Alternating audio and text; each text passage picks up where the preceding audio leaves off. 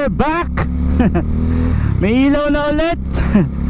So balik tayo sa kwentuhan natin mga tropa. Samahan nyo ako at magkukwento na naman ako ng mga walang kwentang content.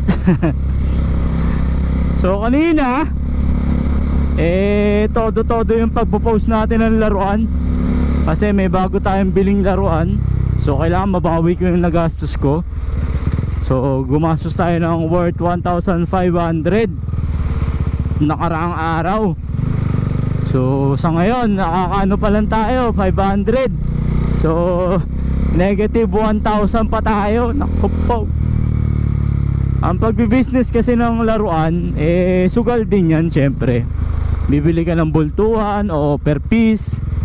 Ang problema kasi minsan kapag online ka bumibili, nadadagdag yung ating shipping fee sa binabayaran natin. Yun ang medyo mabigat, lalo na kapag malalaki yung item mo. Kapag malalaki yung item mo, possible ang shipping mo malaki din. So minsan kaya yung mga laruan na binibenta medyo mataas ang presyo, kasi syempre kailangan mabawi mo yung ginastos mo, diba? Hindi naman po pwedeng balik puhunan lang, di ba?